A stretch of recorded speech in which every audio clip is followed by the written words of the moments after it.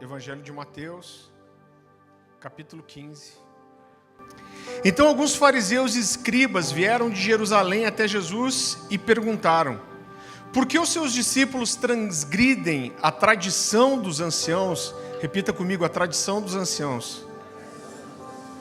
Pois não lavam as mãos quando comem. Jesus, porém, lhes respondeu: por que também vocês transgridem o mandamento de Deus por causa da tradição de vocês? Porque Deus disse: honra o seu pai e a sua mãe, e quem maldisser o seu pai ou a sua mãe seja punido de morte. Vocês, porém, dizem que se alguém disser a seu pai ou a sua mãe: a ajuda que você poderia receber de mim é oferta ao Senhor, esse não precisará mais honrar aos seus pais. E assim vocês invalidam a palavra de Deus por causa da tradição de vocês, hipócritas. Bem profetizou Isaías a respeito de vocês, dizendo: esse povo me honra com os lábios, mas o seu coração está longe de mim, e em vão me adoram, ensinando doutrinas que são preceitos humanos. E convocando a multidão, Jesus disse: escutem e entendam. O que contamina a pessoa não é o que entra pela boca, mas o que sai da boca. Isso sim contamina a pessoa. Então, aproximando-se dele, os discípulos disseram: sabia que os fariseus, ouvindo o que o Senhor disse, ficaram escandalizados? Mas ele respondeu: toda planta que meu Pai Celeste não plantou será arrancada. Esqueçam os fariseus, são cegos, guias de cegos. Ora, se um cego guiar outro cego, ambos cairão num buraco. Então Pedro disse a Jesus: explique-nos essa parábola. Jesus, porém, disse: também vocês ainda não entenderam? Não compreenderam que tudo que entra pela boca desce para o estômago e depois é eliminado? Mas o que sai da boca vem do coração, e é isso que contamina a pessoa, porque do coração procedem os maus pensamentos, homicídios, imoralidade sexual, prostituição, furtos, falsos testemunhos, blasfêmias. São essas as coisas que contaminam a pessoa, mas o comer sem lavar as mãos não contamina. Queridos, quando a gente olha para esse texto, a primeira coisa que eu quero destacar é que essa é a primeira vez que Jesus é mais duro com os fariseus.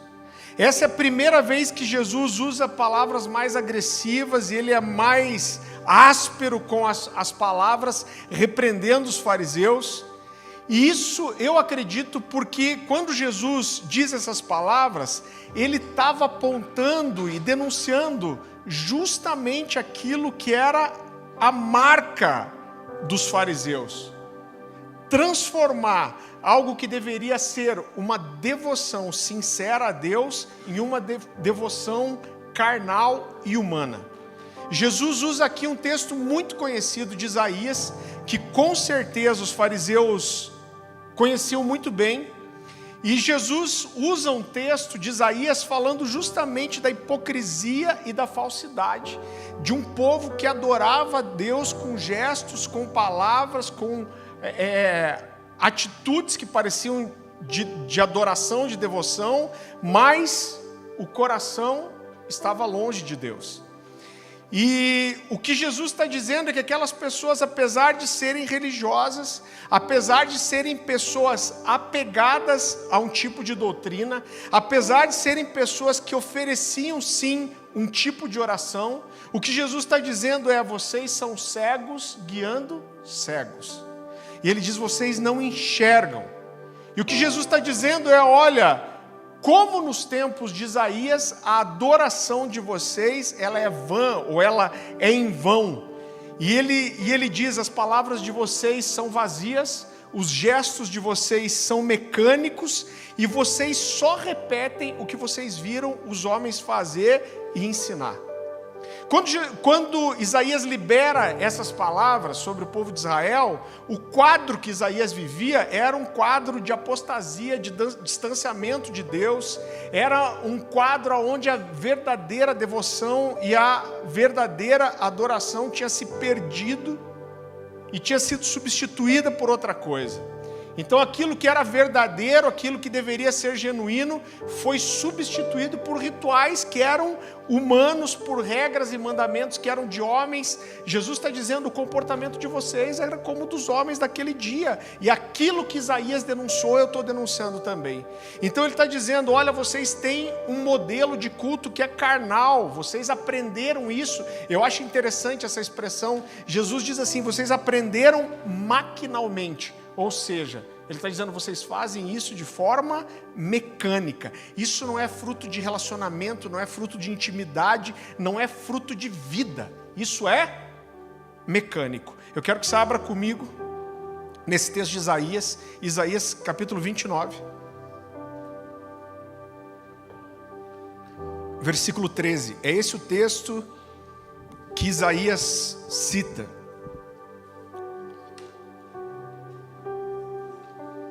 Isaías capítulo 29, versículo 13. E a palavra do Senhor diz assim: o Senhor disse, visto que esse povo se aproxima de mim, e com a sua boca e os seus lábios me honra, mas o seu coração está longe de mim, e o seu temor para comigo consiste só em mandamentos de homens que maquinalmente aprendeu.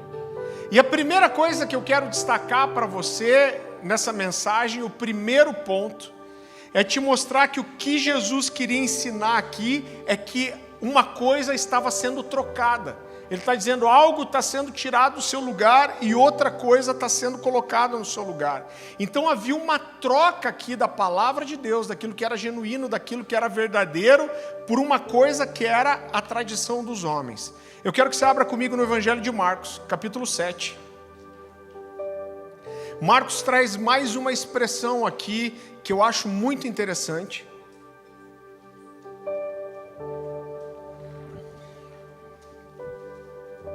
Nesse texto, Marcos está falando do mesmo momento, só que ele conta isso com as palavras dele, Evangelho de Marcos, capítulo 7, a partir do versículo 9. A palavra do Senhor diz assim: e disse-lhes ainda, jeitosamente, rejeitais o preceito de Deus para guardardes a vossa própria tradição. Pois Moisés disse, honra teu pai e a tua mãe, e quem maldisser o seu pai ou a sua mãe seja punido de morte. Vós, porém, dizeis, se um homem disser a seu pai ou a sua mãe, aquilo que poderias aproveitar de mim é corbã, isso é, oferta para o Senhor, então o dispensais de fazer qualquer coisa em favor do seu pai e da sua mãe, invalidando a palavra de Deus pela vossa própria tradição, que vós mesmos transmitistes, e fazeis muitas outras coisas semelhantes. Então, quando eu olho para esse texto, eu vejo que Jesus, com poucas palavras, Jesus desmascara a forma com que a religiosidade e a tradição substituíram aquilo que era verdadeiro. Ele usa uma expressão aqui muito interessante, ele fala jeitosamente, vocês estão deformando a verdade. Com jeitinho vocês estão transformando, deformando, deturpando a verdade, e vocês estão destruindo a essência do mandamento, a essência da adoração, a essência da devoção. Jesus fala do corbã. Eu sei que essa é uma palavra que a gente não fala, não usa com frequência, mas na verdade corbã significa oferta.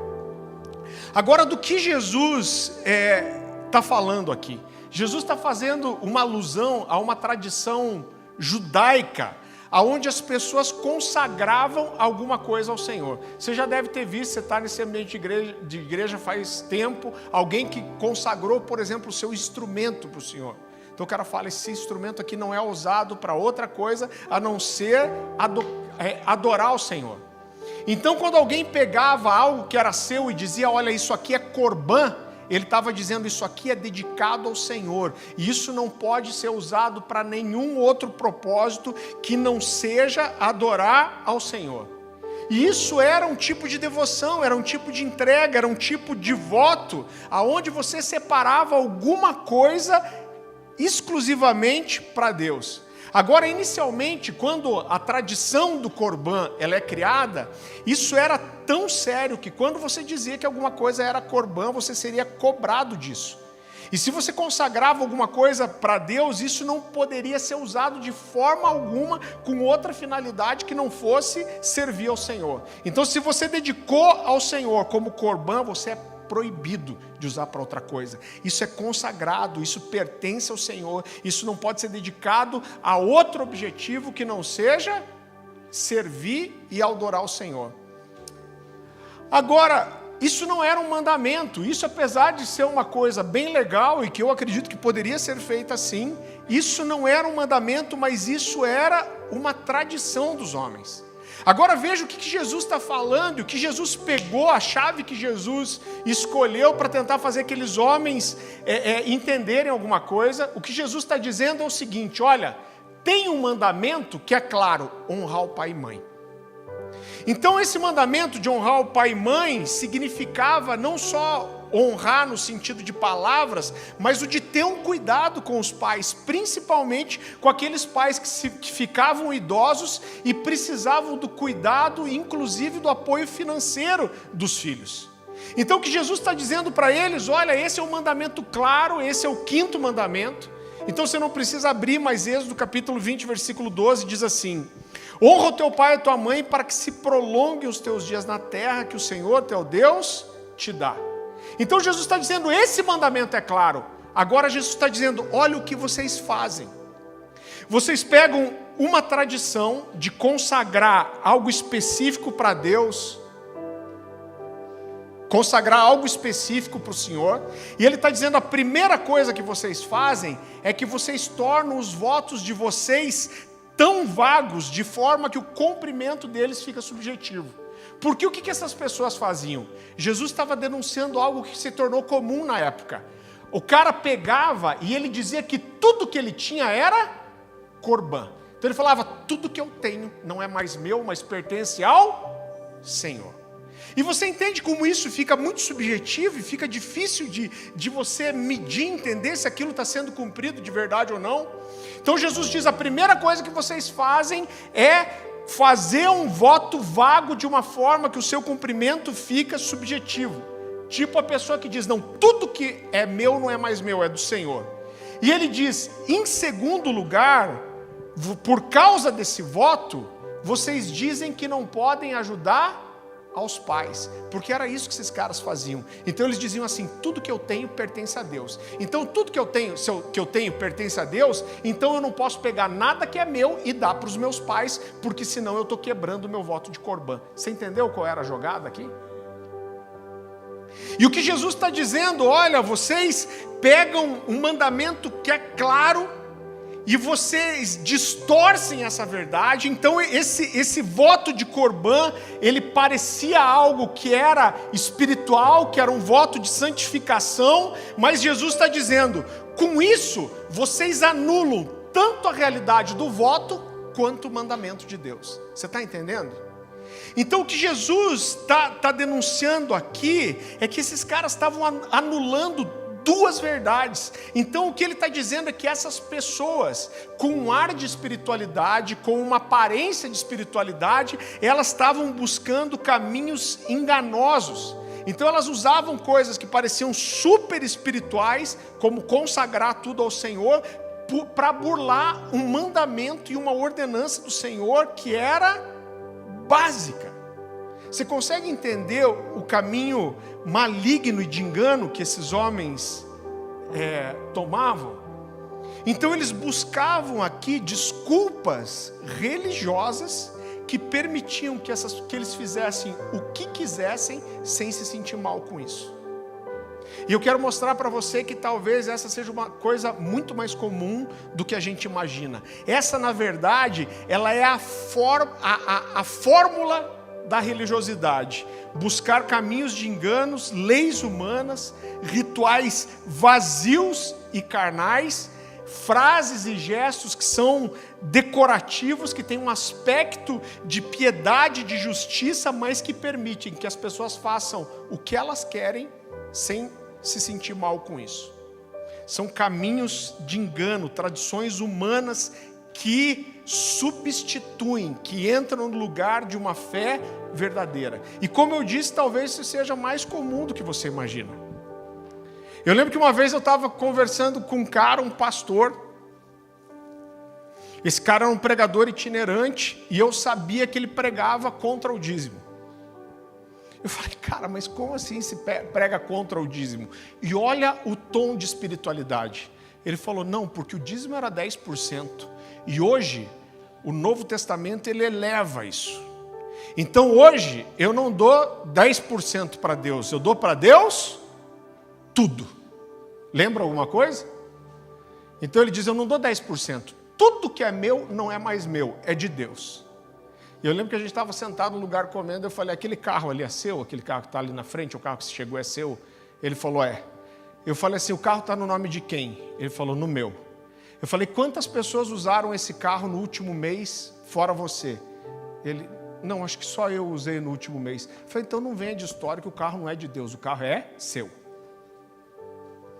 Mas parece tão espiritual, mas isso se torna uma desculpa para não cumprir um mandamento que é básico. Sabe aquelas pessoas que dizem assim, cara, como que é a sua vida devocional? Não, pastor, eu passo o dia inteiro em espírito de oração. Eu estou o dia inteiro no chu. Eu tropeço, eu solto uma rajada de língua estranha. Só que eu não estou dizendo que a gente não deve andar no espírito de oração, que é aquela coisa de você tentar estar conectado com o Senhor o tempo inteiro estar orando. Só que isso não pode ser o substituto de um tempo devocional que oferece exclusividade a Deus. Você está me entendendo? Agora o que Jesus está dizendo é que está havendo uma troca. Jesus está dizendo, olha, com jeitinho, jeitosamente, vocês estão encontrando uma forma de manipular, de descumprir os mandamentos, usando alguma exceção à regra que parece espiritual, mas na verdade é humana. E vocês fizeram para si algumas tradições, rituais que têm substituído aquilo que é a verdade. Vocês estão substituindo o mandamento de Deus, claro, por algo que é do coração de vocês, que vocês inventaram, e vocês ainda acham que são espirituais. E o que Jesus está condenando é a hipocrisia daquelas pessoas. Então o que Jesus está dizendo para eles é, olha, vocês estão tão preocupados com os meus discípulos que não lavam as mãos para comer, só que o que está dentro de vocês é podre. O que Jesus está dizendo é a contaminação que existe no interior, no coração de vocês, é muito pior do que qualquer contaminação que possa vir por comer sem lavar as mãos, mas vocês não percebem isso. E Jesus está dizendo, olha, vocês comem o mosquito e engolem o camelo. É isso que Jesus está dizendo. Em segundo lugar, o que Jesus quer ensinar é que havia uma incoerência muito grande entre aquilo que era expresso exteriormente e a realidade que estava no coração. Jesus está dizendo, em primeiro lugar, existe alguma coisa sendo substituída. E em segundo lugar, Jesus está tentando mostrar, existe uma discrepância, existe uma diferença muito grande entre aquilo que vocês expressam e a realidade que está no coração de vocês. Esses mestres da lei chegam para Jesus um momento e perguntam assim, qual é o maior dos mandamentos? Qual é a resposta de Jesus? Abra lá comigo em Marcos capítulo 12.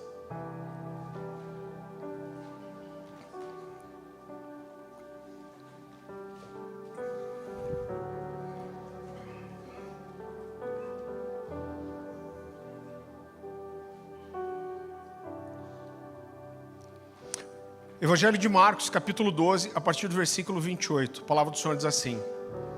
Chegando um dos escribas, tendo ouvido a discussão entre eles, vendo como Jesus lhes houvera respondido bem, perguntou-lhe, qual é o principal de todos os mandamentos? Jesus respondeu, o principal é, ouve, ó Israel, o Senhor nosso Deus é o único Senhor. Amarás, pois, o Senhor teu Deus de todo o teu coração, de toda a tua alma, de todo o teu entendimento e de toda a sua força. Então o X da questão aqui, o motivo da indignação de Jesus e das palavras duras de Jesus era a incoerência que existia entre aquilo que aqueles homens falavam e o que eles viviam. Então esses homens tinham aparência de piedade, eles tinham aparência de santidade, eles tinham aparência de devoção, eles tinham aparência de verdade, mas nenhuma dessas coisas era condizente com a realidade interna, com a realidade do coração desses homens. O que se via por fora não combinava com a verdade do coração. Como o marido que leva flores para a esposa todo final do dia, mas tem uma amante, você entende isso? Então o que Jesus está ensinando é, olha, quando não existe o conhecimento de Deus, mas apenas da tradição, você pode até cumprir regras, você pode até ter uma obediência ritual, mas apesar de a obediência ritual ser um tipo de obediência, ela nunca vai ser recebida por Deus como uma manifestação de adoração, você entende isso? Ele está dizendo, vocês cumprem regras, vocês seguem mandamentos, mas eu não recebo isso como adoração. Então, é por isso que Jesus inicia a conversa. Olha que especial isso.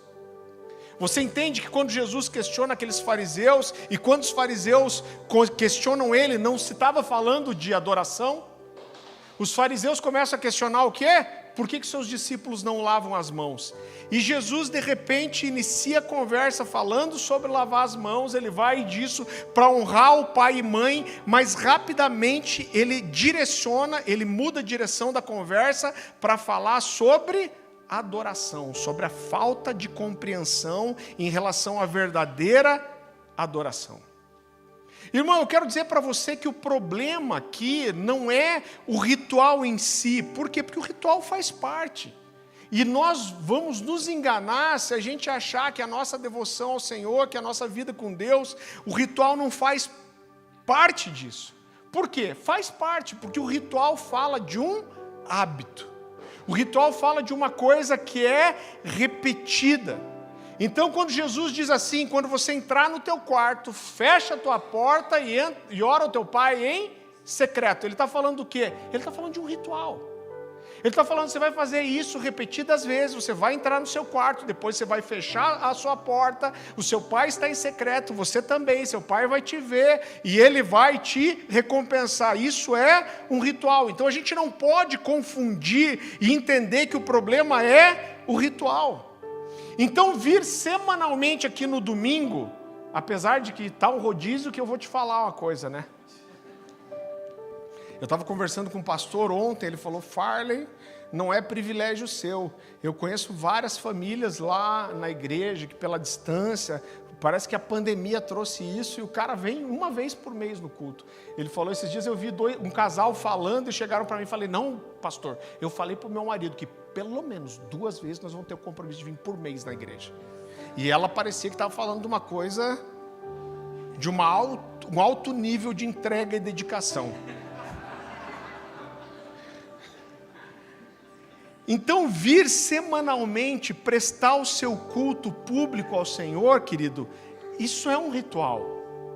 Toda vez que você vem aqui para prestar culto, você fazer uma oferta, isso é um ritual. Levantar as mãos e nos prostrarmos durante a adoração, isso é um ritual de devoção e de culto. Então o problema não está exatamente no ritual, mas o problema está em essas coisas.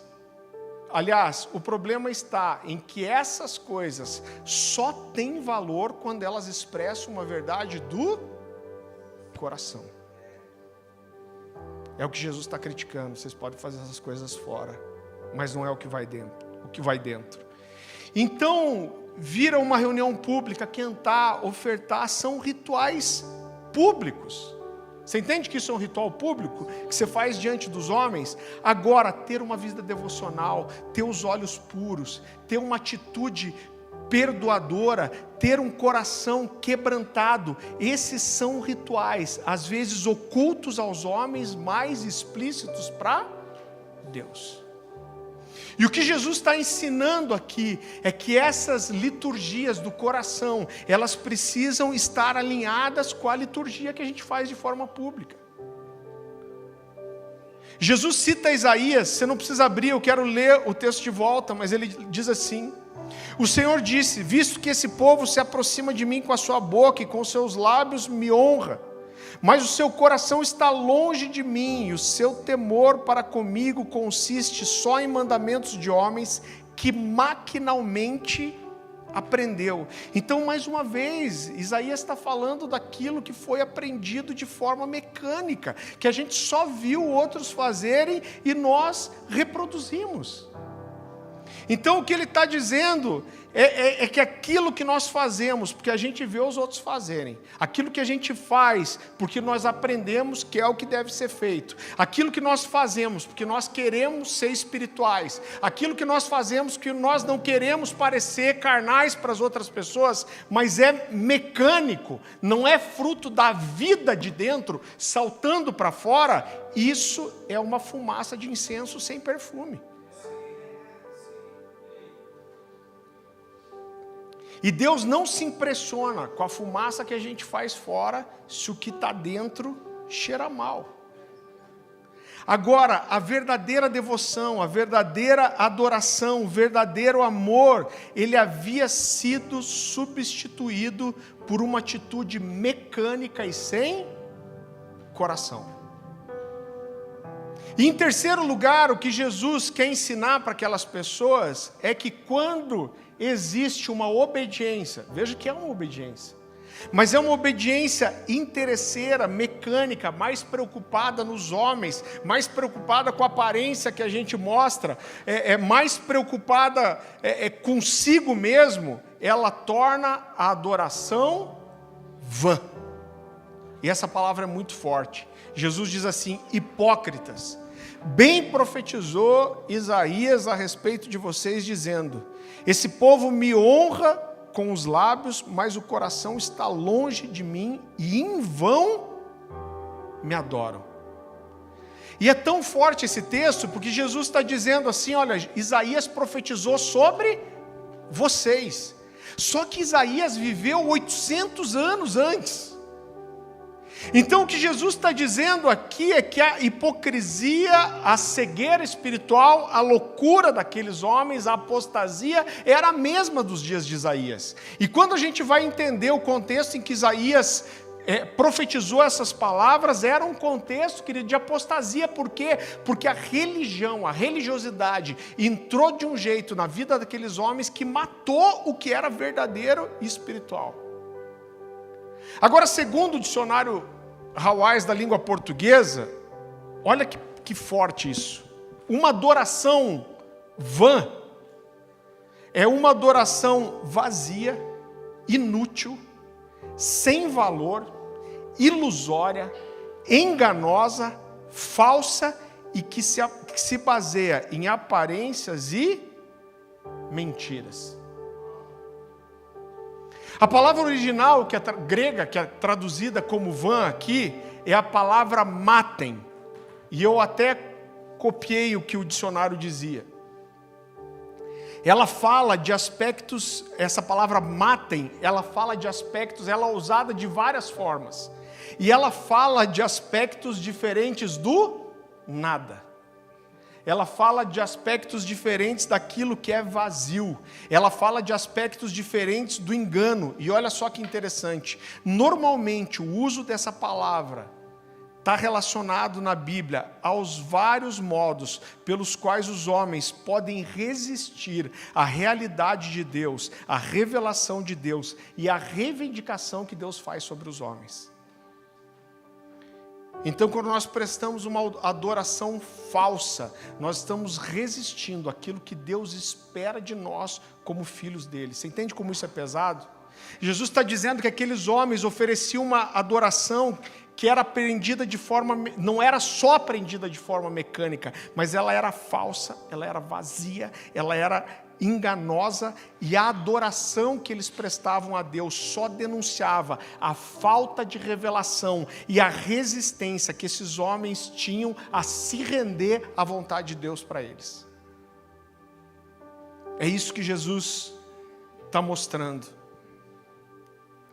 Querido, é tão sutil, entenda o que eu vou dizer para você, e eu tive algumas pessoas me questionando uma coisa que a gente ensina aqui, e talvez pelo tempo que a gente tem, isso é uma realidade tão fácil para nós, mas eu quero que você perceba que é tão sutil a forma como o engano vai entrando na nossa liturgia de culto, e quando eu falo de liturgia de culto, eu estou falando sobre o modo como o culto é conduzido, né, na forma que nós nos movemos no culto, mas sem perceber, nós acabamos muitas vezes abraçando regras que são humanas como se fossem mandamentos de Deus ou a vontade de Deus para nós. Eu vou te dar um exemplo simples. É muito comum você ouvir, e com certeza você já ouviu isso, se você tem mesmo que pouco tempo de conversão, provavelmente você já ouviu alguém dizendo isso. A adoração, ela prepara a igreja, ela prepara as pessoas para receberem a palavra. Você já ouviu isso? Quem já ouviu isso? Só para eu ter uma ideia, levanta bem a mão. Irmão, quase todo mundo. Então, ou seja, o que essas pessoas estão dizendo? Que a pregação é a parte mais importante do culto. Então, quando a gente tem um pregador de fora, que a gente traz aqui, eu já passei por isso em vários lugares que eu fui ministrar. E aí o pastor sênior da igreja, às vezes eu perguntava, pastor, quanto tempo que eu tenho? Ele falou, não, eu falei para eles cantarem só 1 ou 2, ou no máximo 3 músicas na adoração, porque a gente quer ter tempo para aproveitar a palavra. Irmão, parece super espiritual isso, não parece? Não, nós queremos priorizar, ouvir a palavra de Deus. E veja bem, eu não quero ser mal entendido, eu não estou minimizando aqui a importância e o valor da palavra. Inclusive, esse é o meu chamado. Meu chamado é ensinar as Escrituras. Agora, eu estou só querendo mostrar que muitas vezes, apesar de nós nos considerarmos espirituais, nós acabamos nos enchendo de regras que são de homens, e nós acabamos olhando para essas regras que nós mesmos criamos como se fossem a vontade de Deus para nós. Então, eu vou dizer uma coisa para você, se a gente tiver um culto de domingo aqui, aonde a adoração avance no tempo, não que a gente não avance, né? Porque 1h15 é trailer. Mas se a gente tiver um culto de domingo, onde a adoração avance tanto que a gente não tenha a pregação da palavra, eu garanto para você que muita gente vai reclamar. Vai ter gente criticando, vai ter gente saindo daqui falando mal de nós, vai ter pessoas frustradas por não terem recebido a palavra, e sem dúvida nenhuma vai haver pessoas que vão ficar ofendidas. Saí da minha casa e o pessoal ficou só adorando e eu não recebi palavra nenhuma. E muita gente vai achar isso um absurdo. E eu, querido, não tenho medo de dizer para você que todo esse sentimento faz parte de regras e tradições que são de homens. Então, eu quero acalmar seu coração. Você está com um comichão aí já com vontade de ir embora? Então eu não quero que você se preocupe, porque eu não estou dizendo aqui que a gente vai começar a não ter mais pregação da palavra no domingo, só adoração. E querido, eu quero deixar claro para você que a gente não quer ir para um outro extremo, e seria também completamente errado a gente simplesmente deixar de pregar a palavra porque nós queremos mostrar que nós não somos religiosos.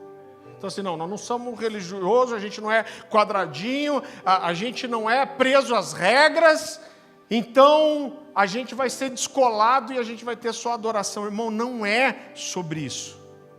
Só o que eu quero é mostrar para você que o fato de nós não estarmos abertos a termos um culto assim, aonde só tem adoração e não tem palavra, esse é um problema que denuncia muitas coisas. E para que você entenda o que eu quero te dizer, a gente tem que entender o que é culto. O que é culto? A palavra culto, segundo o dicionário Hawais da língua portuguesa, olha como é profundo isso. Eu devia ter um patrocínio do dicionário Hawais, né? Segundo o dicionário Hawais, culto significa, presta atenção nisso, reverência a uma divindade, veneração, paixão intensa por alguém ou por algo. Uau! Cara, eu fui muito ministrado pelo dicionário.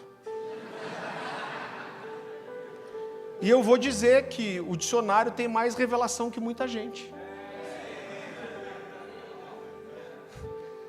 Então, quando nós falamos de culto, a gente precisa entender que nós não saímos de casa para assistir o culto, nós não saímos de casa para estar no culto, mas nós saímos de casa para cultuar, ou para prestar o nosso culto. Então, cultuar não significa receber alguma coisa, mas significa dar alguma coisa. Você consegue entender isso?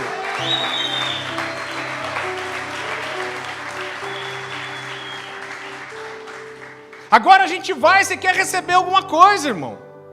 E tudo bem, você vai receber também. Mas o cultuar fala de oferecer alguma coisa para quem é o alvo do nosso culto. E isso mostra para mim só que a gente nem sabe direito o que é culto. Mais uma vez, eu não estou minimizando a importância da pregação, eu só estou tentando colocar as coisas no seu lugar certo. A gente costuma dizer, eu sei que eu já falei isso várias vezes aqui, mas eu vou falar de volta. A gente entende que existem 3 níveis de ministração que todo crente entra. O primeiro nível de ministração, irmão, é ministrar ao Senhor. Porque até porque se você não tiver isso, você está desqualificado para fazer qualquer outra coisa. Então no céu a gente não vai pregar a palavra, no céu a gente não vai evangelizar, mas como diz aquela música do Alessandro, não haverá um tempo onde não haverão mais canções. Adorar, nós vamos adorar sempre. Então a primeira parte, a mais importante do nosso sacerdócio é ministrar ao Senhor. A segunda parte é ministrar aos santos. Tem gente que acha que a primeira coisa é o mundo, não é. A Bíblia vai falar para que ele cuidar primeiro dos seus, a Bíblia fala de cuidar primeiro dos domésticos da casa. Então não adianta a gente sair querendo ganhar todo mundo, mas quando o cara está aqui dentro a gente não cuida. Então o segundo nível de ministração mais importante é ministrar aos santos. E o terceiro nível, e que não deixa de ser muito importante, é ministrar ao mundo. Agora, dentro do culto, a gente está aqui num culto. Agora, dentro do culto, essa parte aqui, a gente não está ministrando ao Senhor, eu estou ministrando aos santos. Então, a parte do culto que é feita para cultuar são 2, que é a adoração e as ofertas. Então, queridos, se nós estamos aqui para prestar o nosso culto e a nossa devoção a Deus, a parte mais importante do culto não é o que eu faço para o homem, mas é o que eu faço para Deus. A parte do culto onde nós cultuamos é na adoração e nas ofertas. Então, quando nós dizemos que a função da adoração é preparar o coração das pessoas para receber a palavra, a grande verdade é que nós já estamos carregados de humanismo e de regras de homens sem perceber. Então nós estamos aqui tirando, vamos falar, nós estamos falando de culto, nós não estamos falando de outra coisa, nós estamos falando de culto.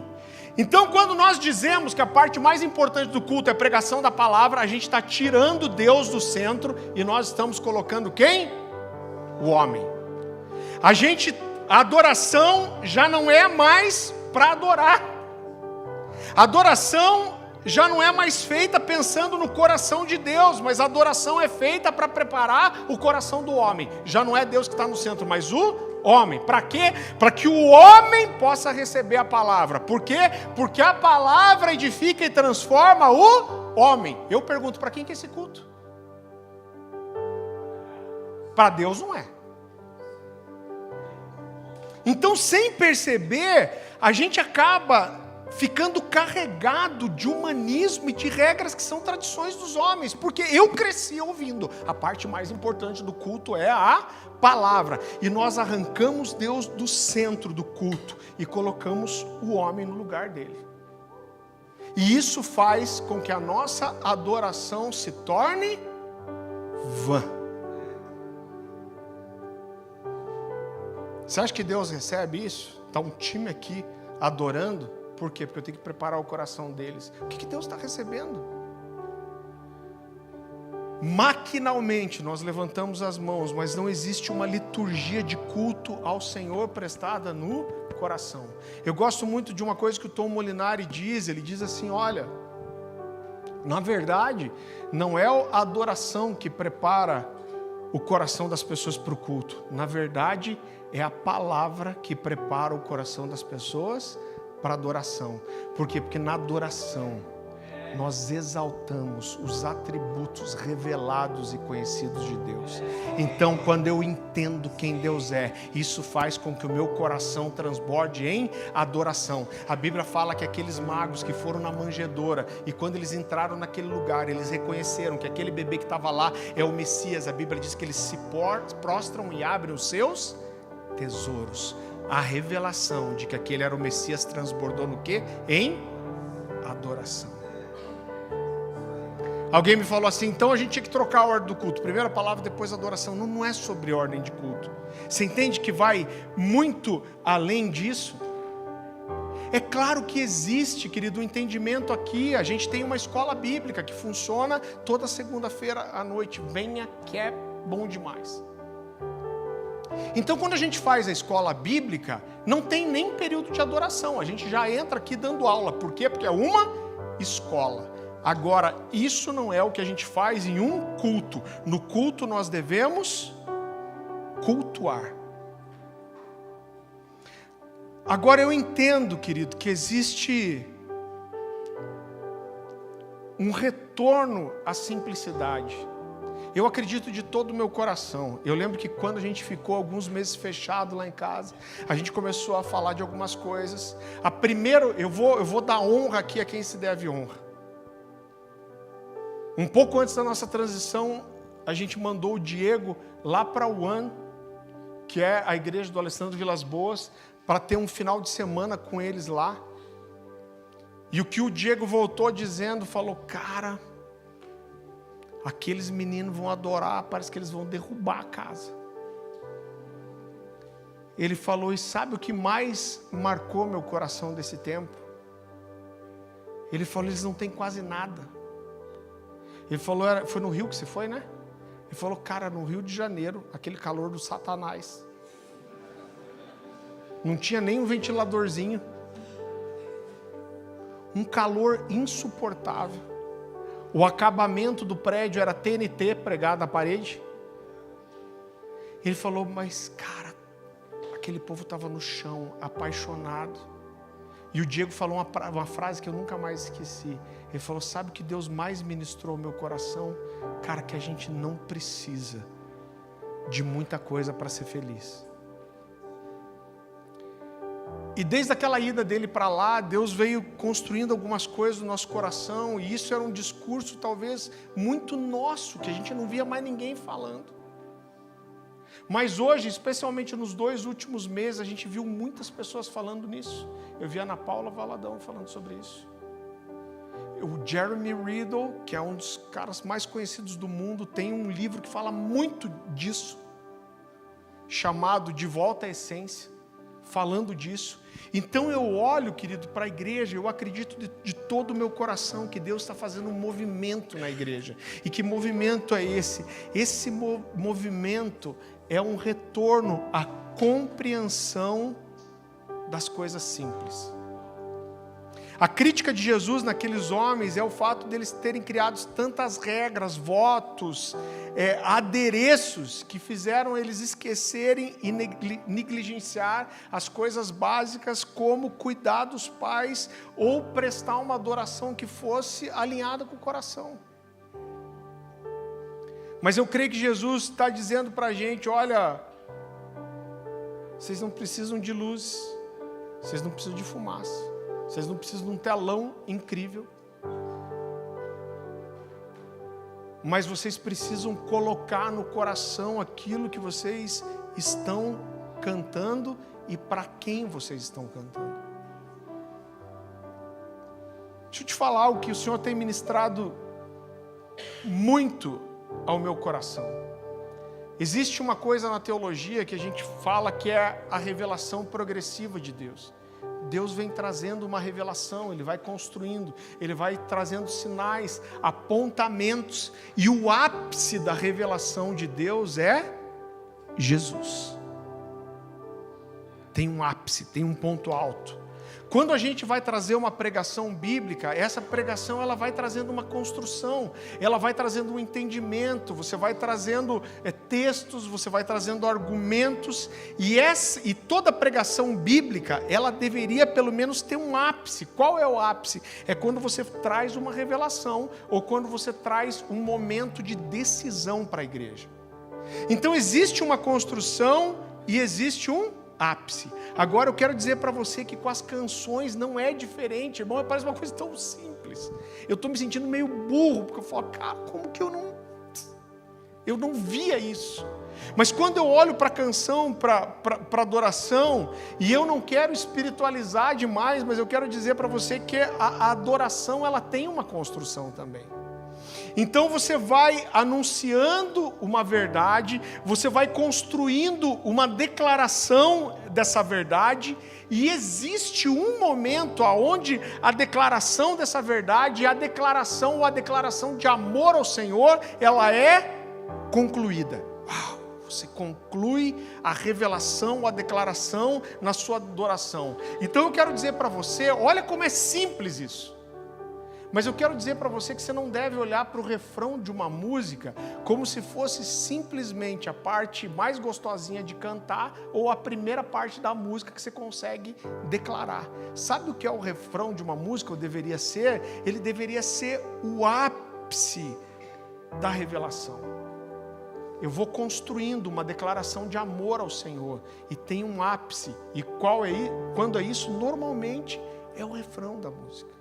Eu estou concluindo uma mensagem, uma declaração de amor para Deus. E sabe que quando eu estava preparando essa mensagem, eu liguei para o Diego, falei para ele, cara, eu estou escrevendo essas coisas era uma enxurrada no meu coração, isso só foi saindo. Eu falei, cara, e tem uma música e eu só consigo entender que isso é de Deus, porque a gente não canta essa música faz muito tempo, mas Deus está falando algumas coisas no meu coração e essa canção não sai da minha cabeça. Eu não ouvi essa música, eu acho que a gente nunca tocou essa música aqui na igreja. Mas eu quero usar um exemplo. Você vai poder encaixar isso em quase todas as canções. Mas eu queria ler para você, eu peguei uma tradução livre aqui da internet, não é exatamente como a gente canta, mas essa canção estava queimando no meu coração, que é uma canção da Bethel, chamada Forever. E essa canção diz assim: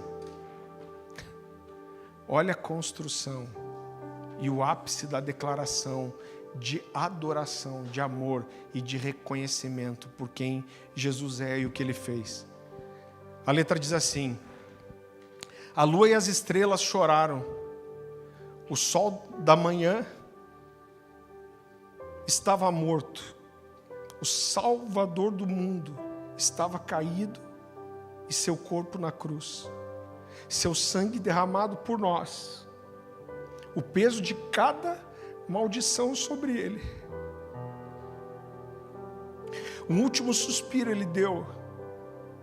Assim como o céu desviou o olhar, o Filho de Deus foi lançado nas trevas. A batalha na sepultura, a guerra com a morte foi travada. O poder do inferno para sempre quebrado. O chão começou a tremer, a pedra rolou para fora. Seu amor perfeito não poderia ser vencido. Agora, morte, aonde está o seu aguilhão? O nosso Rei ressuscitou, tornou-te derrotada. Para sempre Ele é glorificado, para sempre Ele é exaltado, para sempre Ele ressuscitou. Vivo Ele está, vivo Ele está.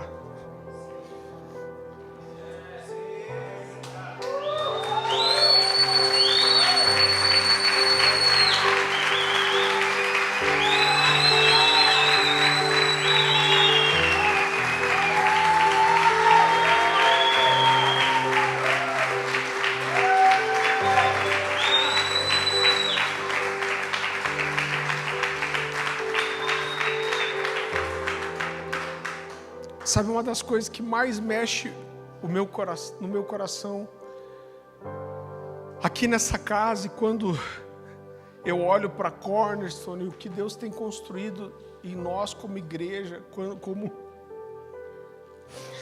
como família espiritual, e eu quero dizer que muito do que essa palavra nasceu foi de ver vocês. Uma das coisas que mais mexe o meu coração é quando eu vejo vocês entendendo essa construção na adoração.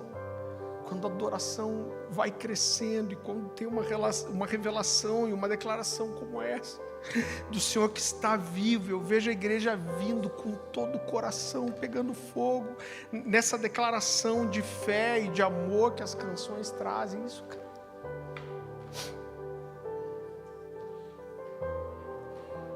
Quantas vezes eu olhei aqui, eu chorei, eu falei, Deus, eles estão entendendo. Então eu quero dizer mais uma vez, a gente não precisa do melhor som. A gente não precisa de luzes coloridas, a gente não precisa de uma máquina de fumaça, a gente não precisa de um telão incrível. Mas nós precisamos saber o que nós estamos cantando e para quem nós estamos cantando.